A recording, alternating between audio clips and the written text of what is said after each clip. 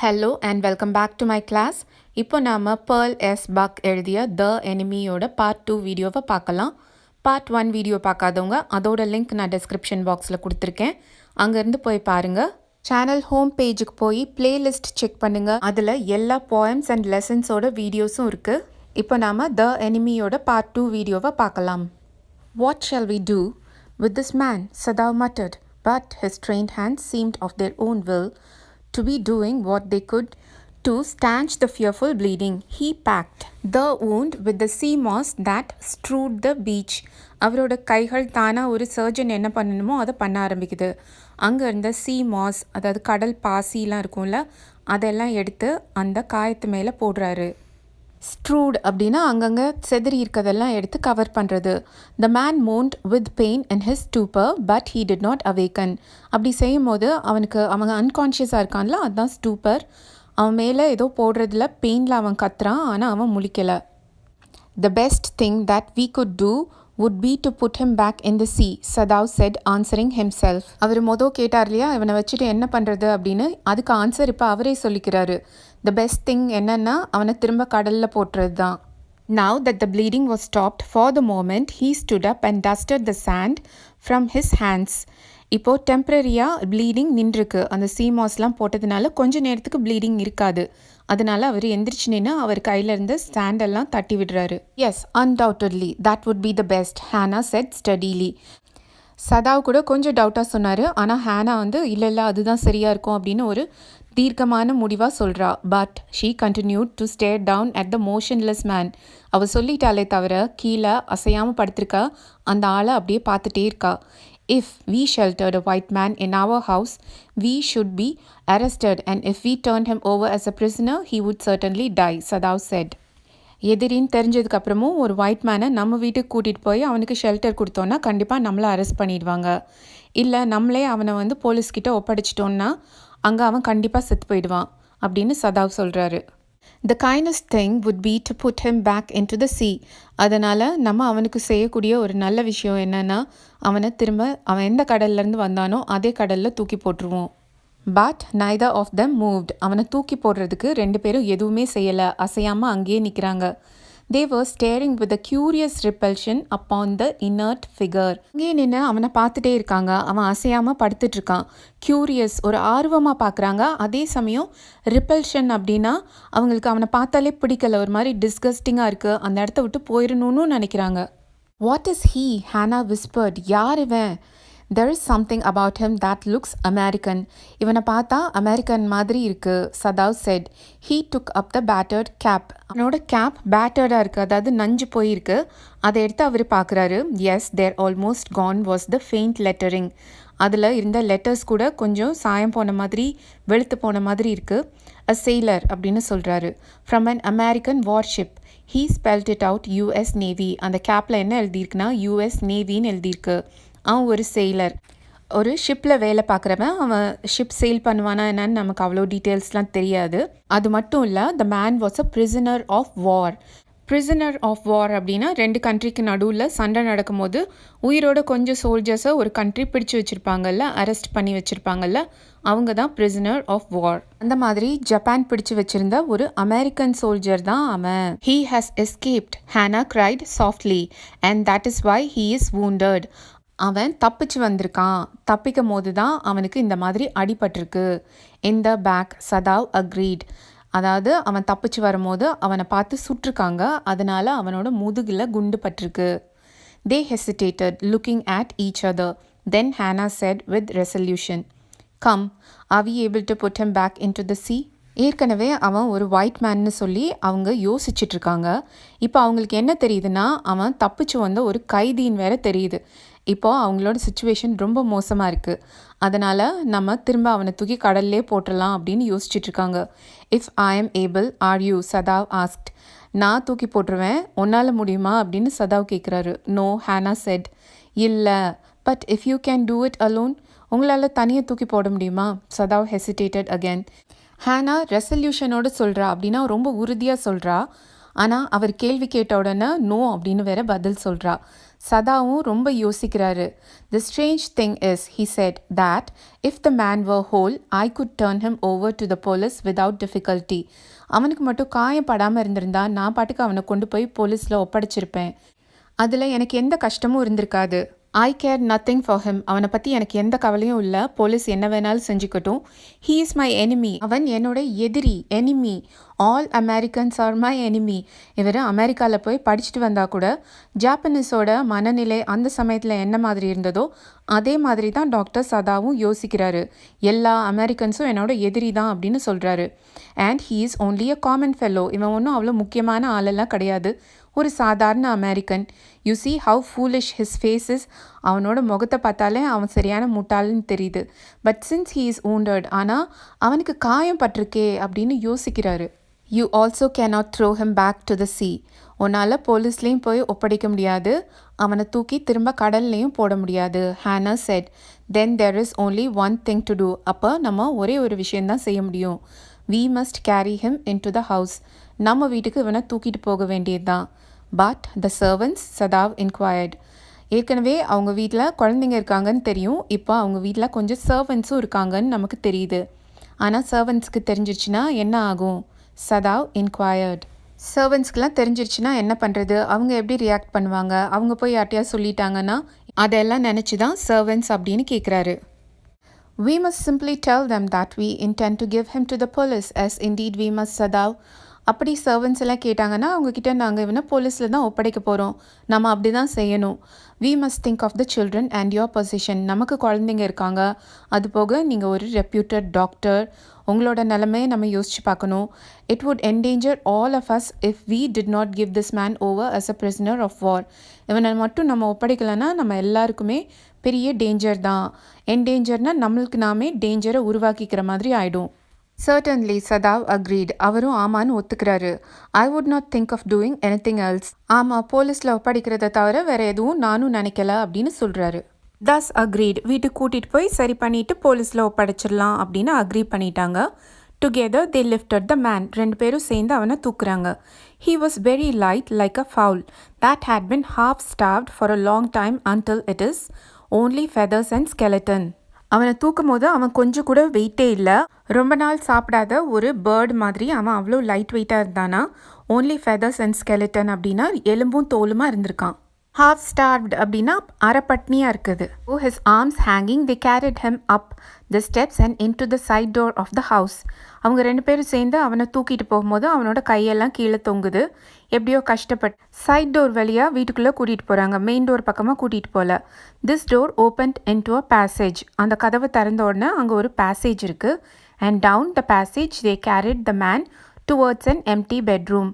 அந்த பேசேஜ் வழியாக அவனை ஒரு காலியான பெட்ரூம்க்கு தூக்கிட்டு போகிறாங்க. It had been the bedroom of Sadav's father, and since his death, it had not been used. ஒரு காலத்தில் அது சதாவோட அப்பாவோட பெட்ரூமாக இருந்தது. அவர் இறந்து போனதுக்கப்புறமா அந்த பெட்ரூமை யாரும் யூஸ் பண்ணுறது கிடையாது.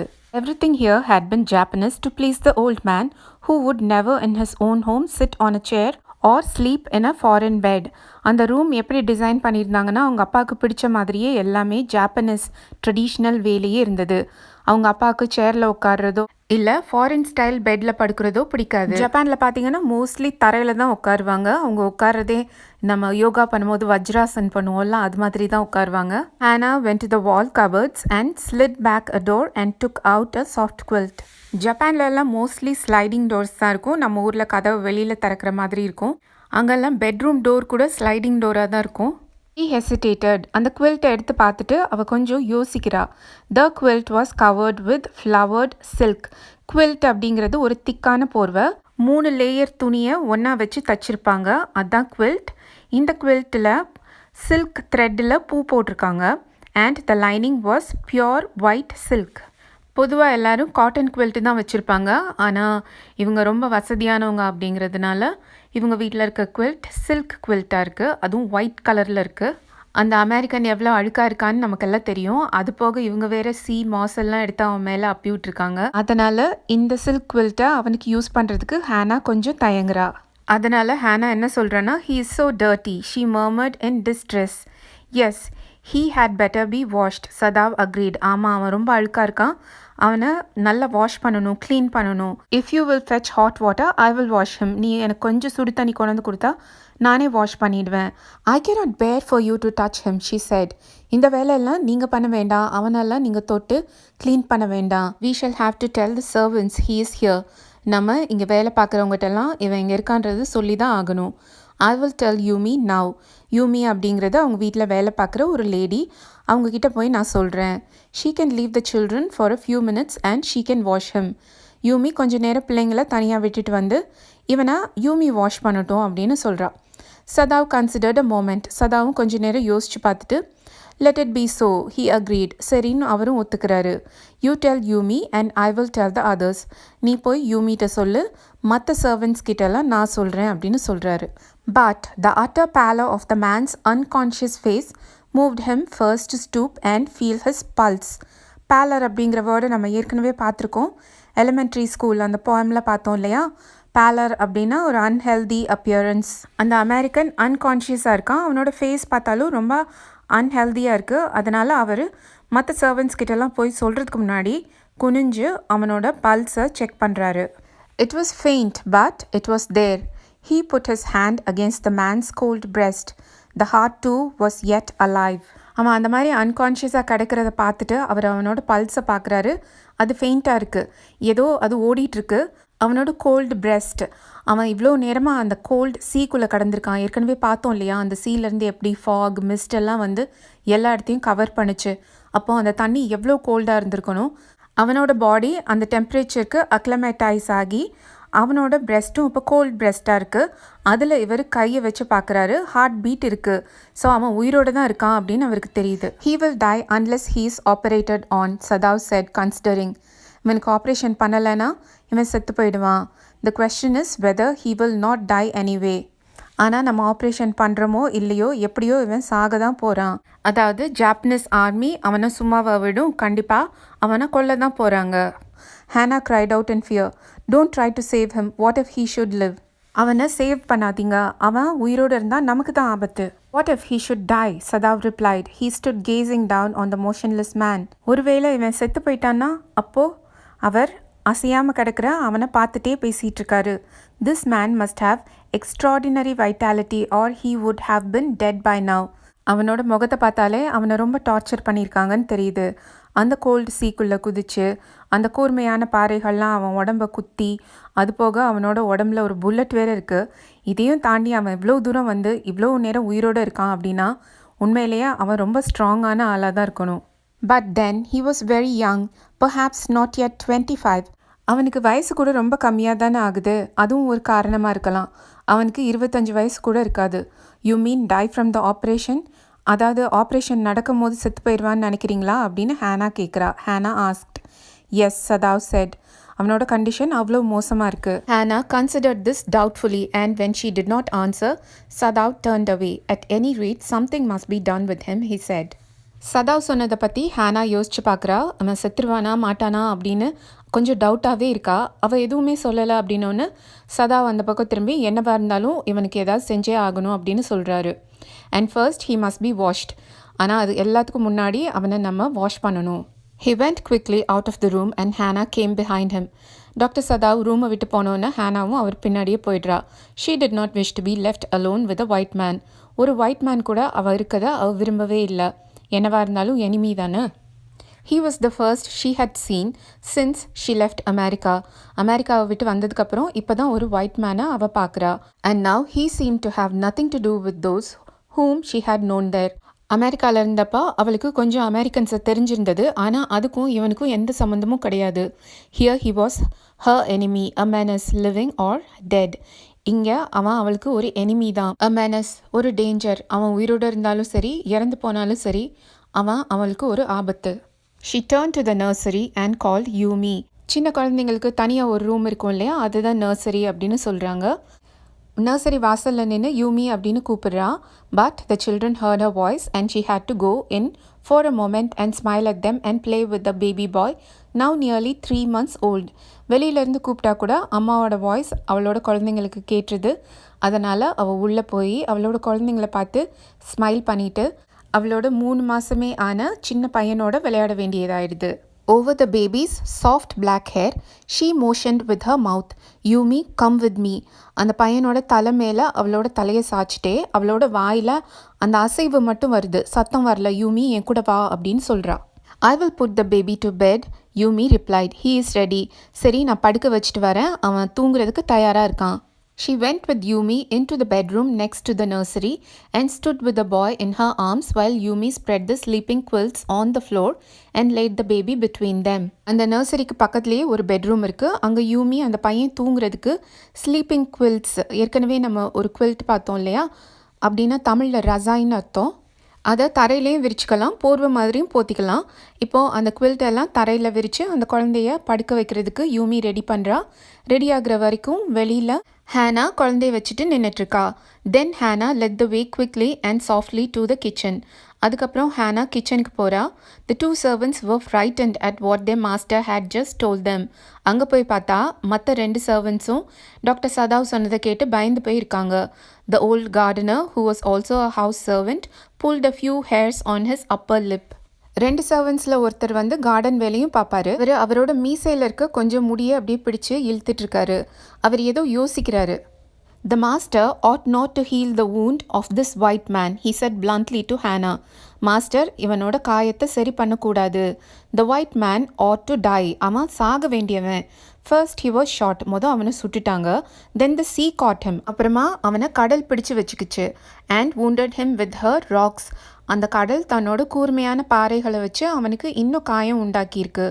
If the master heals what the gun did and what the sea did, they will take revenge on us. நம்ம மாஸ்டர் மட்டும் அவனோட காயத்தை சரி பண்ணி அந்த கன்னும் கடலும் செஞ்சதுக்கு எதிராக ஏதாவது செஞ்சுட்டாருன்னா அப்புறமா அந்த கன்னும் கடலும் நம்மளை பழி வாங்கும் அப்படின்னு சொல்கிறான். I will tell him what you say, Hannah replied courteously. ஹேனா ரொம்ப தன்மையாக மரியாதையாக அவர்கிட்ட கண்டிப்பாக நான் மாஸ்டர்கிட்ட இதை பற்றி சொல்கிறேன் அப்படின்னு சொல்கிறா. But she herself was also frightened. ஆனால் உண்மையிலே ஹேனாவும் ரொம்பவே பயந்து போயிருந்தா. Although she was not superstitious as the old man was.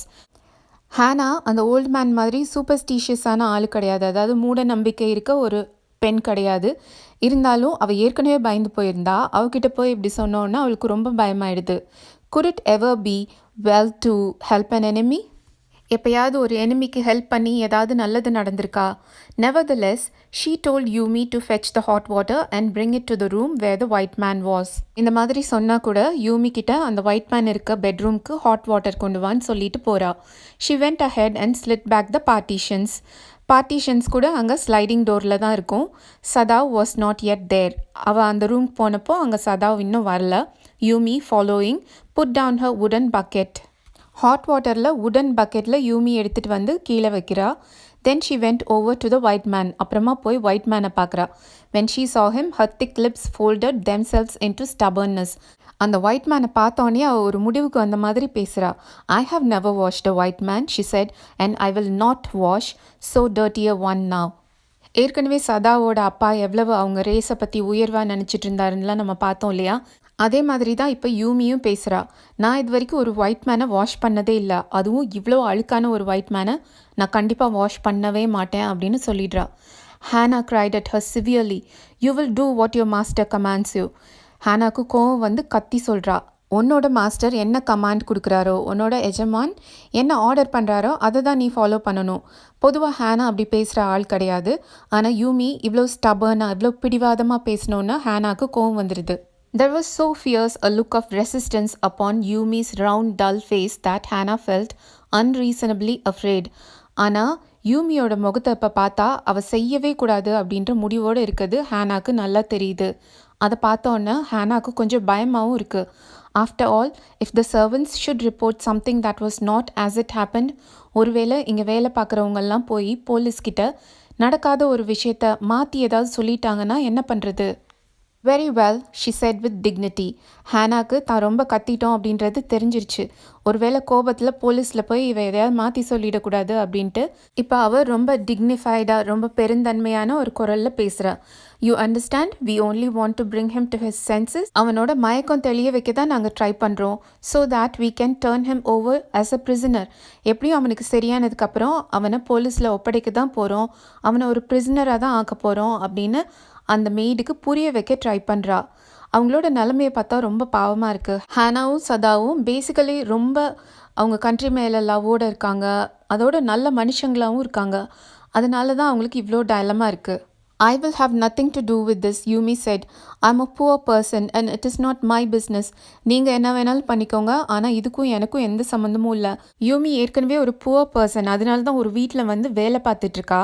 அவளை போலீஸ் பிடிச்சி ஏதாவது கேட்டால் அவள் என்ன பண்ணுவா, அதனால அவளும் பயப்படுறா. Then please, Hannah said gently, return to your own work. அப்படியா, சரி, உன்னோட வேலையை போய் நீ பாரு அப்படின்னு ஹானா ரொம்ப மரியாதையாக சொல்கிறா. At once, Yumi left the room, but this left Hannah with the old man alone. அதை கேட்டோன்னே யூமி அந்த ரூமை விட்டு போயிடுறா. அப்போ ஹானா மட்டும்தான் அந்த ஒயிட் மேனோட இருக்கா. She might have been too afraid to stay had not her anger at Yumi's stubbornness now sustained her. Hana எப்படி பயந்துட்டு டாக்டர் சதாவ் பின்னாடியே ஓடினா அப்படின்னு நம்ம பார்த்தோம்ல. இப்போது யூமி எவ்வளோ பிடிவாதமாக செய்ய மாட்டேன் அப்படின்னு சொன்னால் அதை பார்த்த ஹானாக்கு ஒரே கோபம் வந்துருச்சு. அந்த கோபத்தில் அவள் தனியாக அந்த ஒயிட் மேனோட அந்த ரூம்லேயே இருக்கா. Stupid Yumi, she muttered fiercely. Is this anything but a man? And a wounded helpless man? Stupid Yumi, ஏன் இவ்வளோ பயப்படுறா? இவன் ஒரு மனுஷன் தானா, அதுவும் காயப்பட்டு ஒன்றுமே செய்ய முடியாத நிலைமையில இருக்க ஒரு மனுஷன். In the conviction of her own superiority, she bent impulsively and untied the knotted rug that kept the white man covered. யூமி மேலே இருந்த கோபத்தில் கொஞ்சம் கூட யோசிக்காம ஹானாவே அவனை சுற்றி வச்சுருந்தாங்கல்ல ஒரு போர்வை மாதிரி ஒரு ரக்கில், அதில் முடிச்சு போட்டு வச்சுருக்காங்க. அந்த முடிச்செல்லாம் அவுக்க ஆரம்பிக்கிறா. When she had his breast bare, she dipped the small clean towel that Yumi had brought into the steaming hot water and washed his face carefully. அவளே யூமி கொண்டு வந்து வச்ச டவல் அந்த சுடு தண்ணியெல்லாம் யூஸ் பண்ணி அவனோட முகத்தெல்லாம் நல்லா தொடச்சி க்ளீன் பண்ணுறா. The man's skin, though rough with exposure, was of a fine texture and must have been very blonde when he was a child. அவனோட ஸ்கின் எப்படி இருக்குது அப்படின்னு சொல்கிறாங்க. நம்ம ஊரில் சொல்லுவாங்கள்ல அமெரிக்கன் சிட்டிசன் மாதிரி இருக்கான்னு, அந்த மாதிரி அவனோட ஸ்கின் எப்படி இருக்குன்னா எக்ஸ்போஷர், காற்று மழை வெயில் இதிலெல்லாம் பட்டு கொஞ்சம் ரஃப்பாக இருந்தால் கூட அவனோட ஸ்கின்னோட டெக்ஸ்சர் ரொம்ப ஃபைனாக இருந்ததான். அவன் கண்டிப்பாக சின்ன பையனாக இருந்தப்போ ரொம்ப ஃபேர் சைல்டாக இருந்திருக்கணும். பிளாண்ட் அப்படிங்கிறது ஹேர் டைப் தான். கோல்டன் கலர் ஹேர் இருக்கவங்களுக்கு தான் பிளாண்ட் அப்படின்னு சொல்லுவாங்க. அந்த அளவுக்கு அவன் ரொம்ப ஃபேர் சைல்டாக இருந்திருக்கணும். ஓகே, இதோட நம்ம இந்த வீடியோவை முடிச்சுக்கலாம். உங்களுக்கு இந்த வீடியோ யூஸ்ஃபுல்லாக இருந்தால் கண்டிப்பாக வீடியோவை லைக் பண்ணுங்கள். அதோட எனக்கும் காமெண்ட் பண்ணி சொல்லுங்கள். For more such videos, hit the subscribe button, keep the bell icon on, like the video and share the video with your classmates and friends. See you in next class.